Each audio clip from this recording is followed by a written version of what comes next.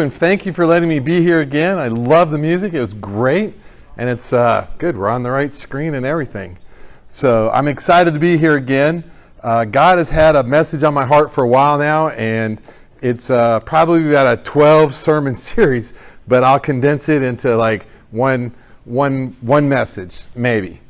So I wanted to talk about this subject of love. And if you look in the Bible, there's like hundreds of verses about love. And if you have a King James Bible, it talks about the word charity, kind of the old English word for love, right? And so this idea of love, and it's like, oh, we have young people love, and we say we love pizza, and we love our football, and we love God. So we kind of have one word, and it's all mishmashed in together, you know? And so I wanted to talk about this word, and so I've been looking through the Bible, and there's so many verses on it, but I want to talk about the idea that love is inconvenient. And so I want to pray for us, and then we'll talk about it. I already see people going, yep. So let me pray for us. Father, thank you that you love us so deeply. And as we celebrate Palm Sunday, the idea that you came as the Messiah to bring forth the kingdom of God here on earth, and people maybe missed the point. But Father, we celebrate your triumphant entry through Jesus Christ into Jerusalem on that day. And then, Father, we know in less than a week, the crowds will turn and they will come against him, and he will lose his life. And through his loss of life, we gain life. And so, Father, it was an inconvenient time in history, but thank you for it, Father. So I just pray your blessings on this lesson today. Help us to understand what your word is saying, and help it to make sense in our lives, I pray. In Jesus' name, amen. It's good to be back. Inconvenient love. Love is inconvenient. So, you know me, I'm a kind of a technician kind of guy. I wanted to define, we can get into like, oh, there's Greek words for love and all that, but most interesting to me is the word inconvenient. So I looked up inconvenient online, you know, in all the dictionaries. And so inconvenient is this amazing thing. It says causing trouble, difficulties, or discomfort. All right? And so now you see why I said love is inconvenient. Because if you say love is causing trouble, and love has difficulties, and love can cause discomfort, you can probably already, if you're married, you're already like, yep, I understand that, right? And if you're dating or you're thinking about falling in love with somebody, you're like, oh, this could be a real headache. Okay? And so we want to talk about this subject of love because we know that God loves us. And we want to love each other. And so we're going to look at that. So just keep thinking about this idea of inconvenience, all right? We'll go from there. So then I said, okay, so if we're going to talk about love, I tried to boil it down into two categories. And the categories I used are getting love and giving love, all right? And I tried to come up with a much better, highly technical, super cool words here, but this works, right? Getting love. And so that's this idea that I need you to love me. I need you to do things to me that I feel loved. I need you to do things so that I'm enjoying being loved, right? And that's kind of a selfish way to look at it. And then there's this idea of giving love, which is like, I love you and I want to participate with you and I will go out of my way for you. And so I'm sharing or expressing love to you. And that's a selfless love. Because let's be honest, if I'm going to share with you, I'm at risk. I've got to do something and you get to be the recipient of that. And so in a marriage relationship, it can cause all kinds of problems. If there's two people who say, I love you, but they're really saying I love you so that you'll say you love me back, and now I need you to do something for me to prove it, right? And now it's suddenly, what happens is, if you're not careful in dating, in world itself, everything becomes transactional, right? And so it's like, I love you as long as you don't do this and do this, right? And so we have the list of do's and the list of don'ts. And that's how you prove your love to me. You love me if you will do this. You love me if you don't do this. And so now suddenly it's all about me and am I getting love from you? That's selfish love. That's getting love. Okay? Giving love is like, you know what? Whether you like me or not, I love you. And whether you respond to me in any way, shape, or form, I still love you. Now, that can be hard. I do a lot of marriage counseling, but in marriage counseling, the gap tends to widen. You start out madly in love, right? At the beginning, oh, it's so cute the way you snort when you laugh. And after a few years, it's kind of like, if you snort one more time when you laugh, I'm going to have to kill you. Right? I mean, that's what happens. Right? Those little idiosyncrasies that while you're dating, you kind of like, yeah, that's okay. It's not a big thing. It doesn't bother me at all. After a few years, it's making you crazy. Right? And so now you're trying to get them to stop doing that. Or you find out things they do that you don't like. And you're like, you didn't run into that while you were dating because they were hiding it, right? It's kind of like, ooh, I don't want them to see that, so I'm not let them see that. And then we're married, and you're like, I do this. And you're like, no, you have to stop. Right? And so we end up in this relationship that says, I love you, sort of, when you're not making me angry. I love you when you're doing things that I appreciate. But you need to stop doing some things because I don't appreciate them. And I would love you more if you would do this. Or I would love you less if you keep doing this. Right? And so you end up in this relationship, well, I'll love you and do this if you love me and do that.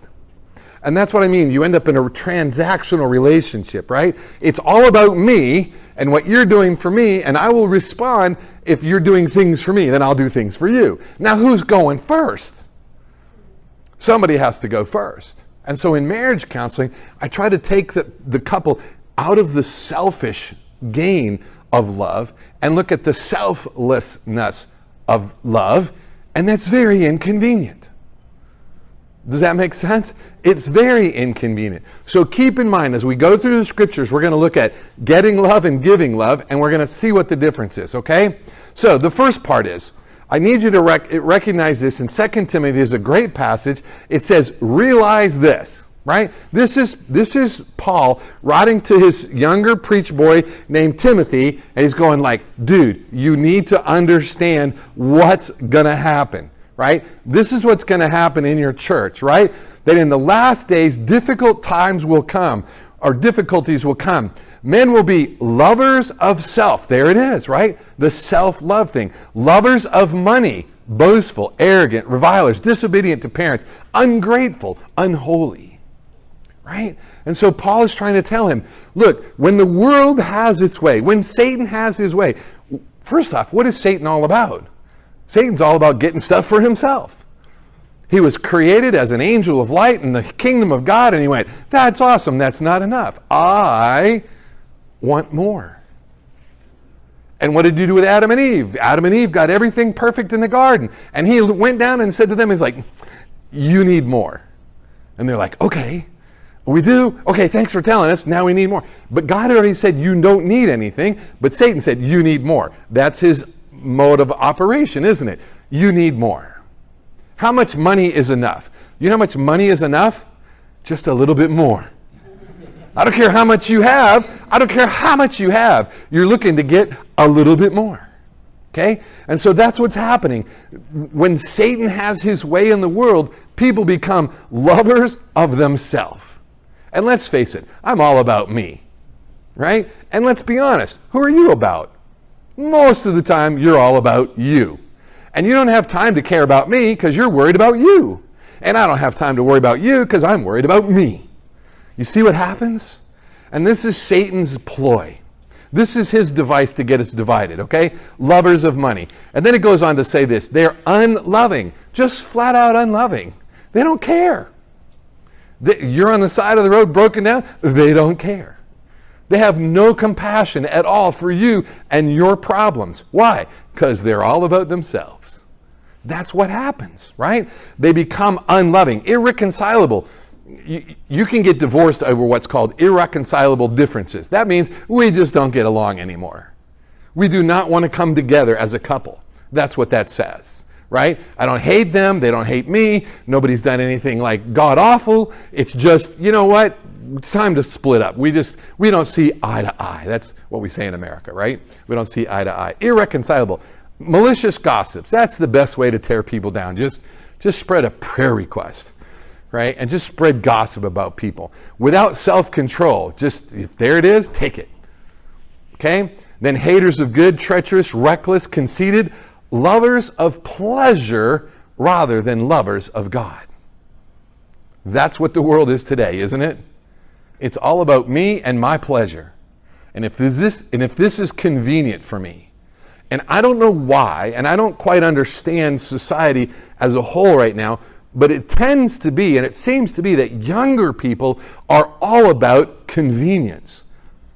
All about simpler and easier. They don't care how much it costs. They just want it easier and simple. They want it to be pleasurable experience. They say, well, you have to get your driver's license, you're going to have to do this, this, and this. Isn't there an easier way? No. Oh, this is so hard. I hate it, right? Or I need to get a bank account. What do you have to do? Take this down to the bank, and there's got to be an easier way, right? That's just pleasure for me. And it's like, well, is this church service going to be fun? Well, no, it's church. I mean, you can have fun at church, right? Right? That's cold, right? Of course you can have fun at church. But that's what we're thinking. Is it going to be fun? Right? Because we like pleasure. In fact, we spend lots of our leisure time trying to do things that make us feel pleasant to us. Right? It's going to be cold and rainy. You want to help? No. Right? It's going to be a really long day. It's going to be hot. You're going to have to work you're going to have to work like crazy. You want to help? No. Why? That's not pleasurable. That's where we live, isn't it? And I don't know why. Maybe it's because I'm old, and that's why the younger people coming up. But there seems to be this whole bent towards things easier and more pleasurable. If it's pleasurable and easy, I'll do it. If it's hard and it's not fun, I'm out. It's interesting how that's happening. But again, what did Paul write to Timothy? 2,000 years ago, a little less than 2,000 years ago. In the last days, it's going to turn into this selfish, godless society. Welcome to the 21st century, right? We're getting there. All right.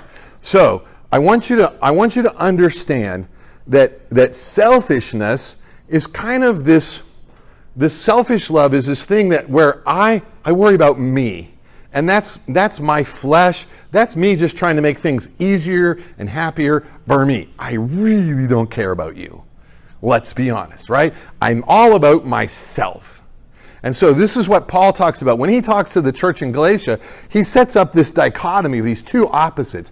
The flesh, which is after gain for itself and things for itself. And then the spirit, which is love and joy and peace and patience. And so he sets up these two opposites, or this dichotomy where there's this and there's this, and it's hard to bring that together because you have to have this or this. You can't really do both, right? You end up like a guy. I don't know if you've ever seen a person or if you've ever been on a small boat and you're standing on the dock and you put one foot on the boat and you got one foot on the dock and suddenly the boat moves, right? The dock never moved. The boat moves and you start doing the splits and you got to decide, don't you? I'm either got to lean back and say, whoa, or I got to get on board. But sitting in the middle doesn't work, right? And so it's kind of the same with flesh and spirit. It doesn't work. You can't do both, right? You might have a flesh day and a spirit day, but that's going to make you kind of schizophrenic. You're going to really have a hard time later on. But look what it says. It says you were called for freedom. Because of who we are in Christ, we are free to love. We're free to express love in a safe environment, in a safe way, right? And he's saying, but don't take this opportunity of loving in your freedom, don't take it as an opportunity for the flesh. Don't take it as a selfish moment, but rather do what? Through love, serve one another. You see, that's where he sets up this problem. Flesh loves itself, takes opportunity to do things for itself because I can. I want to, it's pleasurable, it's easy, I like it. And then there's what is it? But through love, serve one another. And you see, there's a huge difference There's a huge difference there between flesh for myself and serving others. And so Paul, if you read the rest of Galatians 13, it says, the whole law is fulfilled in one word in the statement, you shall love your neighbor as yourself. Think Jesus, right? Good quote from Jesus, right? And so, of course, the lawyer in the room at the time when Jesus said that said, okay, well, define my neighbor. And there's a great story because, I mean, is it the guy next door? Is it just Christians? Who do I have to love? Who do I have to serve, right? But you should love your neighbor as yourself. And in fact, I'm doing some more study on it, but the marriage relationship, right? It says that husbands should love their wives like Christ loved the church and gave himself for it. It's like the relationship between a man and his wife, this relationship of oneness demonstrates to the world the relationship between us and God. It's a demonstration. That's what it is. It's a visible reminder that as I love my wife, God loves the church and God loves you. And so there's this intimacy and this oneness. That's why he says a man and wife should come together and become one flesh. They become one entity. And so it's a representation in the marriage union of the representation of the love that God has for us and the oneness that we have. Read John chapter 17 if you don't know the prayer of Jesus in John chapter 17, right? So love your neighbor as yourself. Okay, but if you bite, devour one another, take care that you're not consumed by one another. Now, which love are we looking at here? The selfish love or the selfless love? Pretty apparent, isn't it? Right? If somebody gets all sideways and starts biting at you or nipping at you or cutting at you, right? We tend to be defensive, and then we're looking for ways to either avoid them completely or we lash back out. One of those two, right? But what Paul's saying here in the Galatians is you've got this selfishness and this selflessness, and you have to decide. And selfishness leads to this, right? It leads to what's on the screen. It leads to biting and devouring. And you need to take care because you'll wipe each other out. And I've seen it. I mean, that's why so many marriages end in divorce, because this happens, right? They start biting at each other. They're like, I hate this about you. I don't know why I did this, and why do you do that? And well, I do this because you don't do that. And you start, oh my goodness, I hear it in counseling all the time. They bring their texts into me. They're like, look what they texted me. Yeah, but it doesn't offend me. Well, I'm offended by what they said. Get milk. Yeah, but it's all in caps. They were yelling. Like, oh, okay. I didn't know all caps was yelling, but evidently it is, right? So I'll try not to all caps anybody. Okay? But we start to bite at each other, and Satan drives a wedge in there, and suddenly we want to protect and become selfish. And that's what he's saying. Take care. You start biting, you start devouring each other, and eventually you will consume each other. And the marriage relationship is broken, and there's no more marriage. You're not demonstrating the love of God to anybody in any way, shape, or form. Right? Okay, so to sum up selfishness, the selfish love, or the getting love, it's that love becomes all about me. Right? We know that song, right? It's all about you, Lord. Right? It's all about you. But in the back of our minds, we're like, well, it's all about you as long as it's helpful for me. So really the song is, it's all about me, Lord.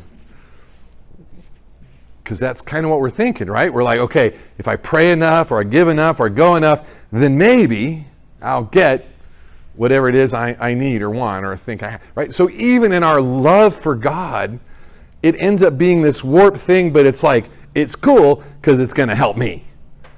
And that's a warped thing. But if we're not careful, our love becomes about ourselves. And it's only about ourselves. You know selfish people. And in some ways, we're all selfish. Right? Because, I mean, if there's a bathroom and there's only one stall open, I got to go. I want that stall. I want to go first. Right? Because that's all about me. For me to say to you, go ahead, you're like, no, it's about me. I need to go. I want the bathroom. Right? If there's one hot dog left, I want it. We tend to be about ourselves, right? One Coke. Oh, who wants the last Coke? I don't hope anybody wants it because I'm opening it for me. Right? We become love about ourselves. So far, so good? All right, great. Okay. Now, so what does selfless love look like? Right? We can use words like agape, or we can say God's love or something. But it's basically, it boils it down to this one point. It's a selfless love. It's not about me. It's about others. Okay? And you're going to find out, we're going to look at it and hopefully finish today is that this love is about other people. John 3:16, for God so loved the world that he did what? He gave. Okay? You see how love works right there. It's pretty simple. You give. You're like, but what do I get? Okay, you've just turned it back to me again. No, you give. God just gave Jesus. Right? Why did he give him? So that anybody who would believe could be saved and have eternal life or everlasting life. That's awesome. But what did he risk? He risked rejection, didn't he? He didn't say like, okay, now look, I'm going to come and I'm going to save you as long as you promise that you'll let me. Right? Because then all of a sudden it's about him again. And so he said, I'm going to give. And so we see right off the bat that selfless love gives. Okay? Now watch this. Look, watch up in the upper right-hand corner, John 3:16, right? Okay, now watch this. 1 John 3:16. Creepy, huh? Look at this. We know love by this. It's almost like he wrote John 3:16 when he was a younger guy, and now he's an older guy, and he's coming back, and he's kind of going, okay, I know I said for God so loved the world that he gave his only begotten son, but let me just kind of expand on that, right? Let me just show you that this is how we know what love is. That what? He laid down his life for us. And in fact, I'm going to take it a step further for you, and we should lay down our lives for each other. Now, that doesn't mean I have to die in your place, but what it means is your life is more important to me than my life is to me. Right? In other words, I care more about what's going on in your life than what's going on in my life. Suddenly, you become more important than I am. You see the difference? I mean, this takes a whole dynamic shift in our brains. We have to sort of shift our minds, where suddenly it's like, wait, it's not about me. It's about other people.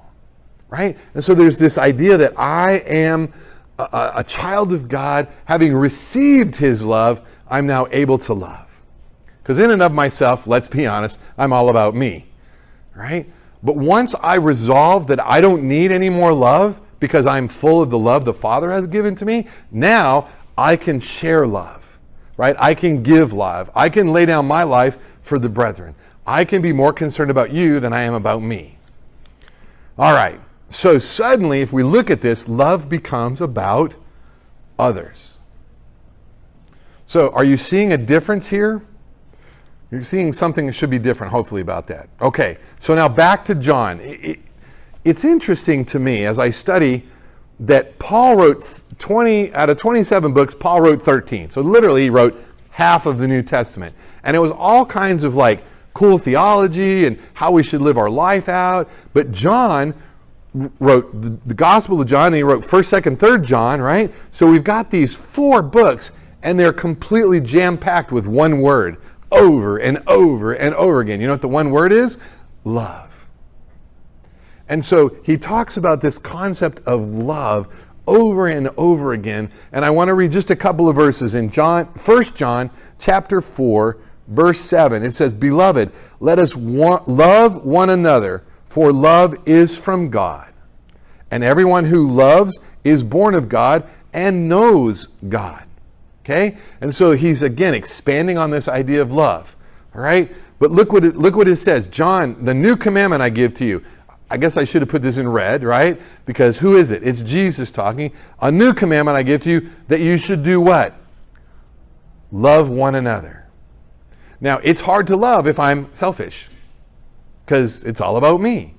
But what Jesus is trying to say is like, look, I came because I'm about you. And just like I love you, you need to love each other. So if you learn nothing from my life, Jesus is saying, you need to see how I'm loved by the Father, how I love you, and then duplicate that when I'm gone. Right? Understand how you're loved by the Father, and then go and love others. It's pretty... Would I be safe to say that if you had a love for one another, and that you would love one another, that you would not violate, let's say, the 10 Commandments, right? So in other words, instead of saying, well, I'll follow the 10 Commandments, and then everybody will be fine. Okay, great. But if I loved you, I wouldn't steal. If I loved you, I wouldn't kill you. If I loved you, I wouldn't lie. If I loved you, right? Suddenly I'm about you, so it's not about me at that point. You see how love sort of overshadows or supersedes all the commandments that we have in the Bible by this one new commandment, right? Love in a selfless way, not in a get love, but in a give love way, right? So this is Jesus, okay? Peter says it like this, right? He says, above all, keep fervent in your love for one another. Now, fervent is a word that we use every day, right? Oh, they're very fervent, right? We don't use that word, but it means passionately. It means seek after, strive, go forth trying every day to fervently, in your own power, to love one another, right? And to get yourself in a position where my goal in life is to love other people. That would be a great place, wouldn't it? What would happen if we all started loving other people? What would happen? First off, you'd be risking a lot of stuff. We'll talk about that. We'll talk about the cost in a minute. But people would see us as different, wouldn't they? I have some friends who are, for years, they've been running an orphanage in the Ukraine, okay? And with all this stuff that's going on over there, they were like, we need to get all the orphans out of the Ukraine. How can we possibly do that? They live in Dunwoody. How are they going to? They're here. The orphanage is there. How are they going to get this done, right? You know who came to the rescue and all of that? The local churches did. And so they were able to get a van and pile all the little kids and their belongings in a van. And they could only drive so far during the day. And they needed to stop and they needed to get gas and some food and a place to sleep for the kids. Guess where they went? A church, right?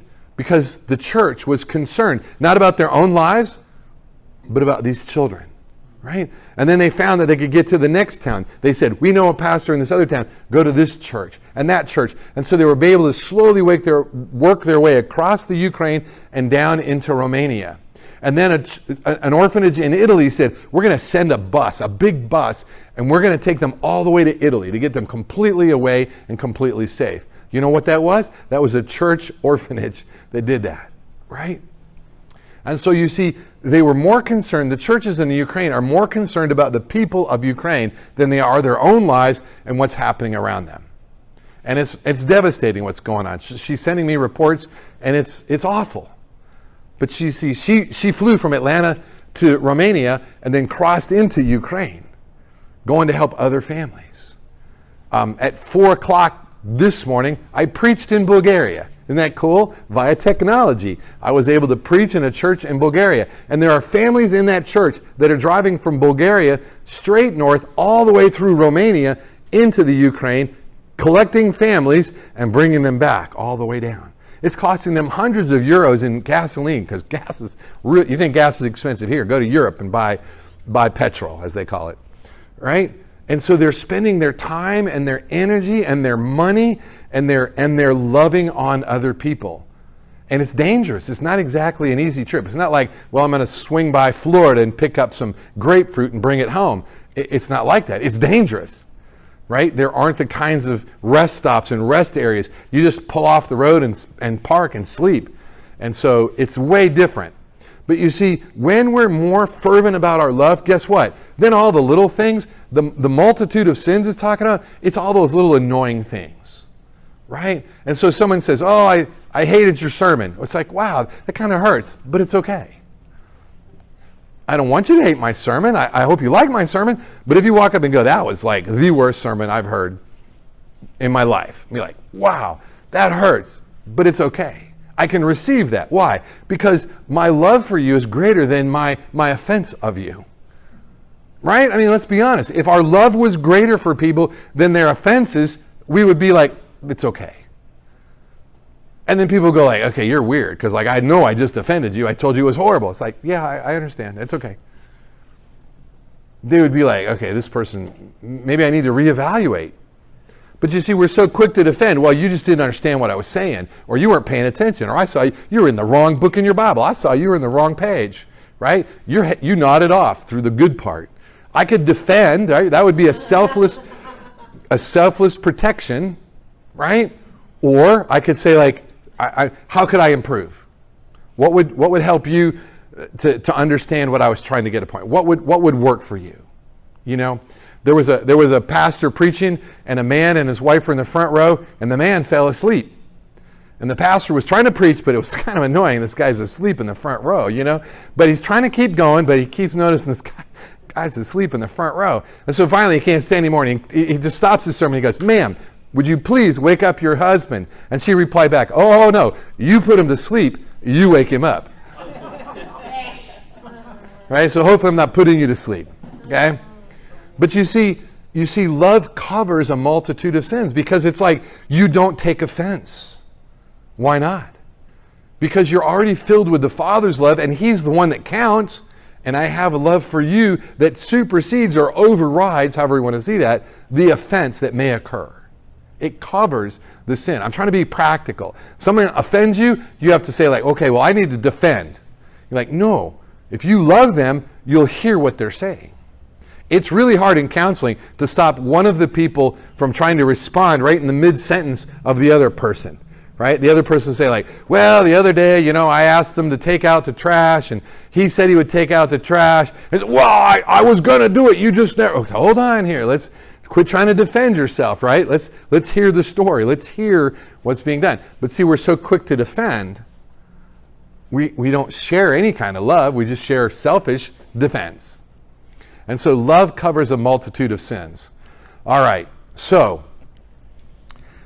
like I said, there's 400 or 500 verses about love in the Bible. And so I didn't want to go too crazy on you tonight, but we'll keep going. Love is costly.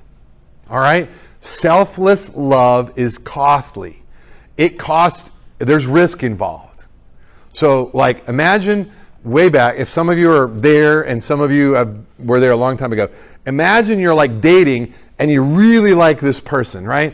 And you kind of think you're like falling in love with them, and you kind of want to say, I love you, but what are you afraid of? Like, what happens if I say, I love you, and they go like, I don't care, right? Or, thanks, but I don't love you, right? There's risk involved. So when we share ourselves, when we risk being offended, when we start loving, we risk being offended. Because it's like, I baked you this cake. I hate cake. Oh, wow, I didn't know you hated cake. I mean, it's like, I would have baked you a pie. I hate pie, too. I was like, oh, okay, right? But instead of being offended, it's like, well, I asked what you wanted, and you didn't say, so I baked this, and now you have to accept it. Now I'm defending and protecting myself. Now I'm back in the selfish mode instead of saying, oh, okay, well, we can give this away, or what could I make for you, right? But we get offended. So love, a selfless love, is risky. What does Romans chapter 5 verse 8 says? It says that God demonstrated His love to us, and yet while we were yet sinners, Christ died for us. He didn't wait for us to clean up our act and then go, okay, now you're worthy of my love. He said, I love you and will die for you. You see the difference? And so love is risky. Because when you put yourself out there, you're risking rejection. And I mean, I don't know about you, but that's not one of my favorite subjects, to be, 9 ways to be rejected. It's like, it's not a good topic, right? So love is risky, okay? You have to risk your reputation. What does the Bible say? That Jesus made Himself of no reputation. He left the comfort of heaven to come down here and demonstrate His love to us. And what happened? We great day today, right? Sunday is Palm Sunday. Yay, great, amazing entry. By Wednesday, it all goes upside down. It's going bad by Wednesday, isn't it? Thursday's not good, right? Thursday's not good. Friday, He's hung on a cross. I mean, it's like, how can you go from being on a donkey riding in as victorious to Friday you're hanging on a cross?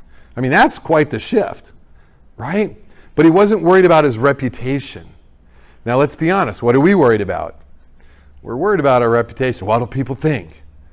Right? What if I'm nice to those people? Oh, my other friends will think I'm crazy. Or what will my friends think if I'm friendly to this person? So you risk your reputation when you step out into a selfless love. I'm just telling you. It's risky. All right? Your reputation is on the line. It costs time. This is my third lesson of the day, okay?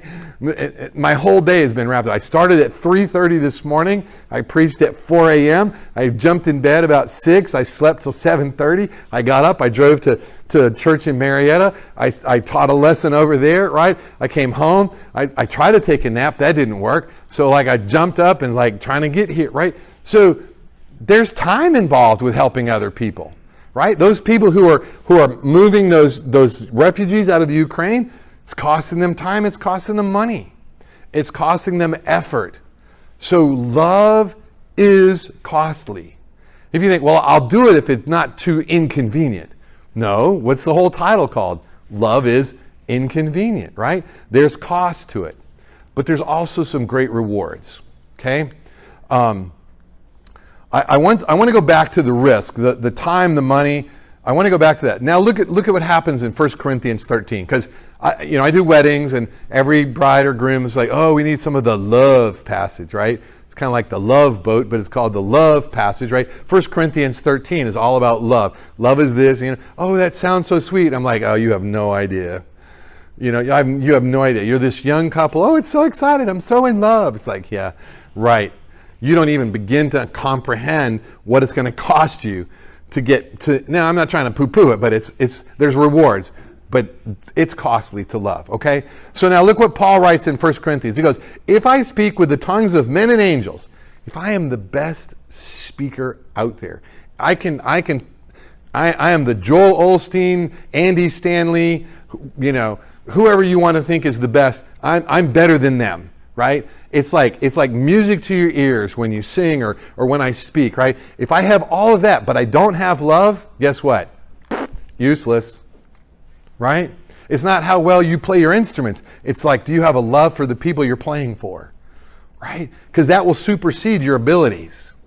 And so Paul's trying to say here, hey, if you're looking for perfection in your speech or your music, that's great. But if you don't have love for the music or the love for the people or the love for God that shows through your music, then you're just what?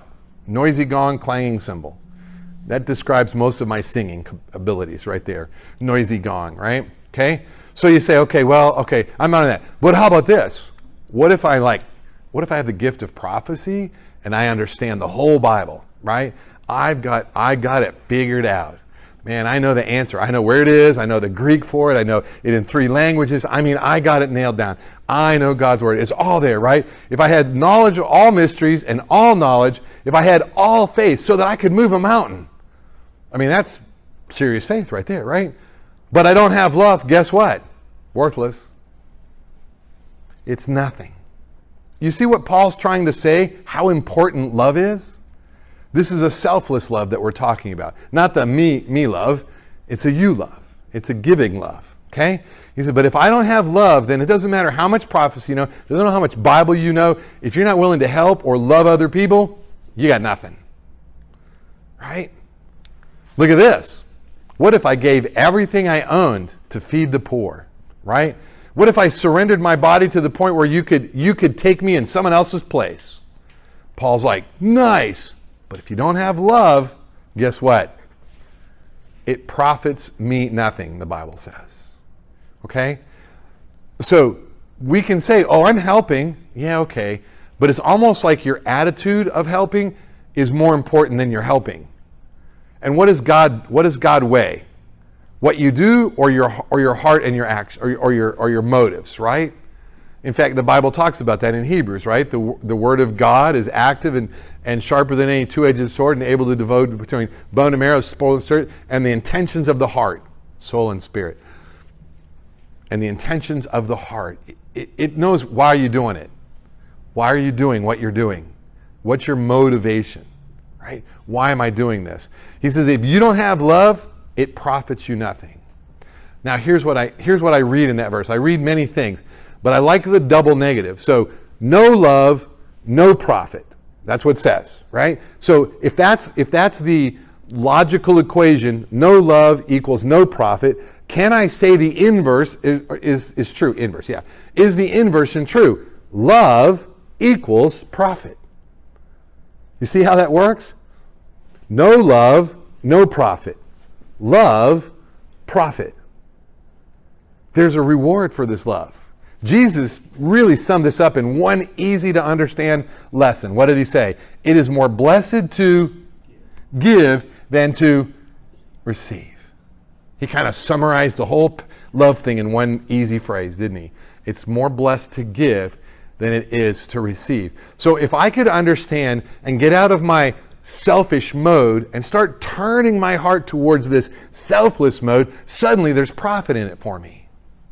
So then I was like, okay, it profits me, but what does it really profit me? Okay, and so then I started looking at what's the reward, what's the profiting in the selfless love, and I can't express this quite yet. It's still roaming around in my head, these phrases, but the ultimate selfless love is an intimate relationship. Okay, and that's probably the best I've said it in my head, even out loud, right? So a selfless love, the ultimate that comes from a selfless love is an intimate relationship. And there are so many benefits to an intimate relationship. And I'm not talking about a sexual relationship. I'm talking about a relationship where it's safe to be around you, where I'm safe to be around. As a counselor, one of the most important things I can do is be safe, right? They come in and say, like, I had a guy, I think I might have mentioned this, I had a guy come in one day, he had a broken hand. He's like, oh yeah, I trapped it in the car door. Oh, I'm so sorry, I hope it heals, how long are you in the process? He's like, you're okay with that? I'm like, yeah, I feel bad for you, I'm sorry that you broke your hand. Well, like 3 sessions later, he goes, hey, I'm getting my cast off tomorrow. I'm like, oh, that's so exciting, He goes, I gotta be honest, can I be honest? I'm like, kind of helps the process if you're honest with me, right? I'm not a judgmental. He goes, I was so angry I punched a wall, and that's how I broke my hand. Well, okay, I wasn't more excited or less excited. I didn't like him more or less because he'd hurt himself because he punched a wall, right? And so there's this ability to be safe that allows people to share their struggles. And if you're not safe, I'm not sharing my struggles. And if I'm not sharing my struggles, then I can't have a relationship really with you. I can have it, okay, like, nice to see you, have a great day, but I'm not going to share what's going on in my heart and my life. All right? Now think about the relationship with God. What does he want more than anything? If I can understand his selfless love for me, it automatically develops this intimate relationship that I can go, man, I'm having a seriously bad day, Jesus. And he's not like, I'm tired of hearing this from you. When are you going to straighten up and fly right? When are you going to get this right? When are you going to get better? He doesn't do that, right? Romans 8:1, there's no condemnation for those that are in Christ. He's not up there going, I wish, this is what I think he said to me, Gary, how many times am I going to have to tell you about this, right? You're like, I tripped on that same crack in the sidewalk. I mean, get a brain in your head. Stop tripping on that sidewalk. He's not that way at all. He's safe. You cannot disappoint God. I don't know if that bursts your bubble or not, but you cannot disappoint God. Maybe that'll be in my next sermon. You cannot disappoint God, all right? So God is not angry with you. He's in love with you. Now, we turn that into what does human love look like, and we get all transactional with it. And he's like, well, he loves me because I go to church, or he loves me because I give money, or he loves me because I do stuff, or he loves me because I pray, or he loves me because I'm reading my Bible. No, he loves you because who you are. I have 5 kids and 4 grandbabies. I love them. They're my babies, right? And my babies are now having babies. I think I love them more. My kids are cool, but my grandkids, they're awesome, right? Now, maybe that's because I can give them back at the end of the day. It's relax, right? I was kind of stuck. You have a kid, you're kind of stuck with them until you can get them out of the house, right? You're stuck with them for a while. My friend's daughter just got married, and he's like, I'm so excited. She's off my payroll. I don't have to pay for stuff anymore. She's got a husband. Now he has to pay for everything. I'm like, oh, sir, you are not out of the woods. Trust me. It's just starting. It goes to a whole nother level at this point. When they're married, it's more expensive, right? You paid for college or whatever. It gets more expensive as they get older, right? But there's this intense love that I have for my grandkids. And you know what? They're messy. They poop in their diapers and they sneeze snot out their nose. And my granddaughter's 3 months old. I was holding the other day and I was patting her back and she just belched up junk all over my shirt. It's like, awesome. Take her. I got to clean my shit. But I wasn't like, what is wrong with you? I'm trying to hold you and coddle you and you just throw up on me? I didn't yell at her, right? It's almost kind of like, it was almost safe for her to throw up on me, right? She felt comfortable. She was being nurtured in that moment, and she had a gas bubble, and out it came. But there was no condemnation in that. It's just like, yep, that's kind of what happens, right? What if you saw God that way? What if you saw God, he's like holding you and you just burp all over me? He's like, that stinks. You need to go clean up, right? Or is he like, it's safe to burp on me?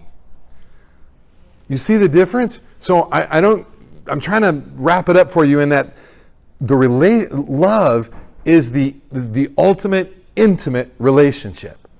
And it starts with a relationship with God so that I know that he's safe for me, and that way I can be safe for you. And my reputation may be on the line, but it's okay because he already put his reputation on the line. He already sacrificed for me, so I can sacrifice for you.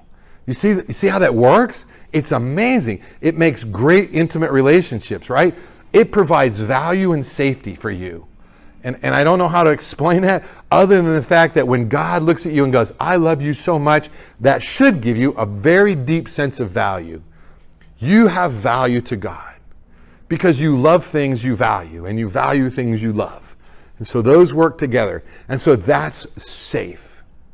If there's anything that we need to be as Christians, we need to be non-condemning, safe people who love people.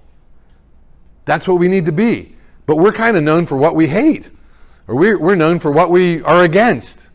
And yet we should be like, I don't know about your behavior, but I think you're a valuable human being. And I want to be in a relationship with you. I want to know more about you, and I want to share about my God with you because he loves me, and I know one thing about him. He loves you.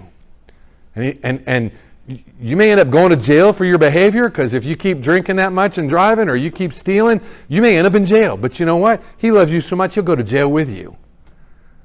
Now that's an amazing God, isn't it? So to understand that he's safe, that's the reward. That's where we get intimate relationships that provide us with value and safety. And as we get that as Christians, we need to be sharing that with the world. And yet we seem to be the opposite. We seem to be like, hey, excuse me, you're in my chair. Who's in my seat? Right? I didn't like that song they played today. That sermon was too long. Or we get grouchy in church. I don't know what that is.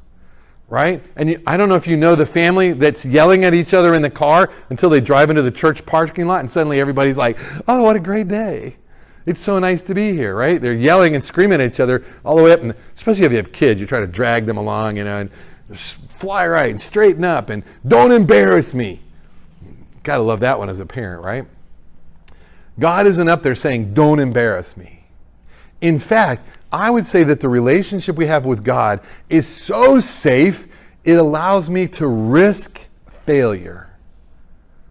Now that's an interesting thought, right? It doesn't mean I want to sin. It doesn't mean I'm out there looking for ways to sin, but it means that I'm able to go forth and live my life knowing that I might make mistakes, but God is safe and I can fail at something. If you're worried about not being a failure at something, guess what? You won't try anything. You won't try anything. My son loved his Xbox when he was growing up, right? I mean, maybe it was a PS. I don't know. One of those two. He had one of those. And he would get a new game, right?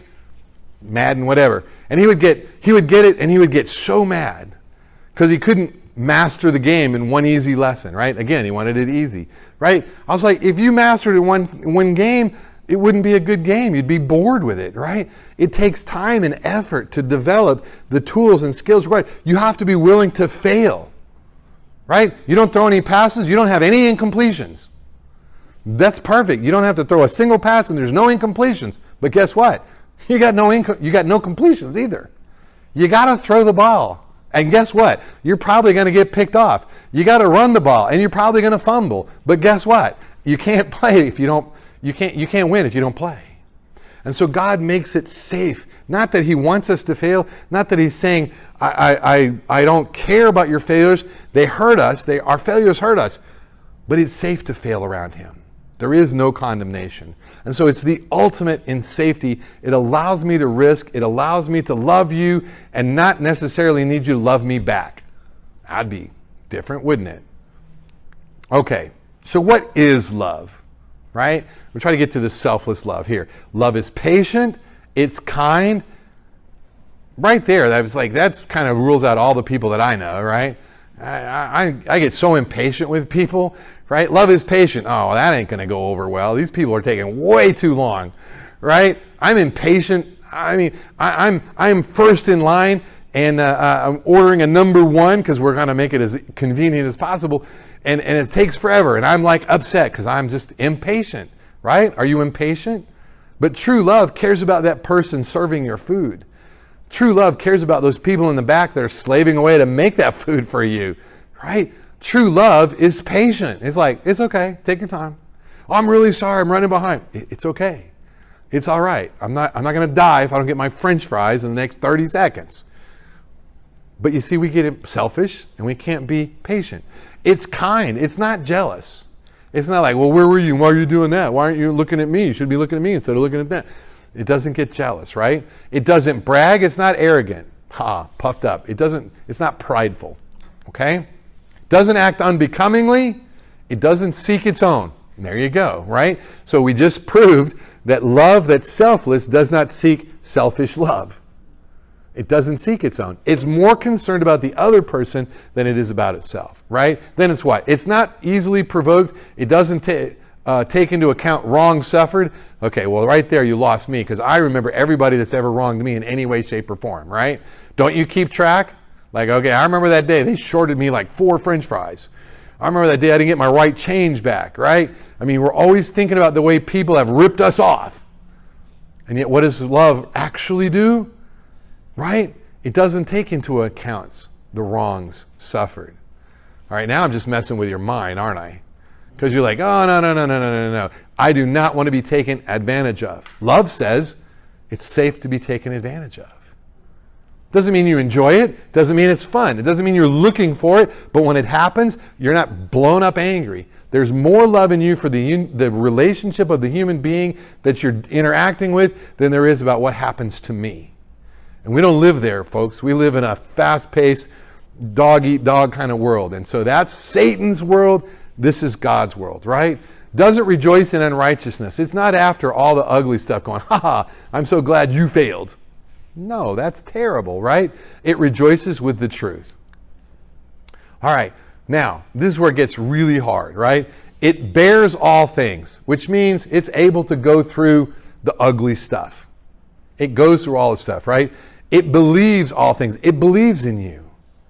Did you know that God believes in you? He's for you. He believes in you. That ought to just set you free right there, right? He hopes all things. He is so excited. He wants the very best for you. Are you going to attain that? Probably not. We're going to take our own course in our own way, but he's hoping for the very best for us, right? And then he's willing to go through all of it with you.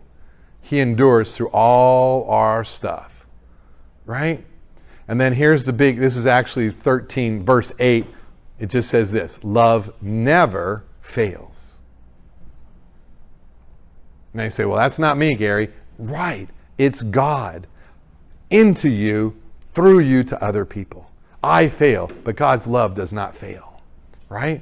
And so we need to comprehend the depth of this love that God has for us, all right? So I want to stop there because there's like, again, that's like only the first 30 verses. There's another 500 something to go. But I want to stop there, right? And I want to wrap it up kind of with this idea that there is a cost to this love, right? It is inconvenient. But as I'm motivated by love, this inconvenience, I don't see it as an inconvenience. You see, so it starts as an inconvenience, but as I understand this love that God has for me, it becomes less inconvenient. And so in the sermon is called Love is Inconvenient because of all these things we've talked about. But in reality, if you think about it, if I don't worry about me in the equation, then I don't see it as inconvenient at all. God could have stayed in heaven. It's like, hey, Jesus, I need you to go down there, suffer as a human being, and die an agonizing death on a cross. No, I'll just stay up here. It's good. I'm good. No, but what did he say? He said, man, I know we love these people that we've created, and I want to be in an intimate relationship with them. I am willing to go and die for them. Seriously inconvenient. But yet what does the Bible says? For the joy set before him, he endured the cross. That's what next Sunday is all about. When we celebrate Easter, we're celebrating the fact that Jesus Christ endured the cross, died, and the Father raised him again from the dead. And now, because of who we are, we have been buried with him. We've been crucified with him. We've been buried with him. And now we've been raised to walk in this newness of life, this love life. So I want you to see that while the sermon's called It's Inconvenient, but if you made it all the way to the end of this, right, this idea that it's more blessed to give than receive, the inconvenience goes away. It wasn't convenient for God. He took the hard path and he died on the cross so that you and I could have a relationship with him, so that we could experience his love, so that we could love other people, and that's what glorifies the Father. Let me pray. Father, thank you so much that you love us so much. The Bible even says that we love you because you first loved us. And so, Father, help us to understand that you are love, and that you love us intently, and you love us intentionally, and we're not second class in any way. We are your number one priority. And so, Father, help us to be safe in those relationships. Help us to see that for ourselves so that we can share that with other people. I pray your blessings on our time together, and I thank you for being our God. In Jesus' name I pray. Amen.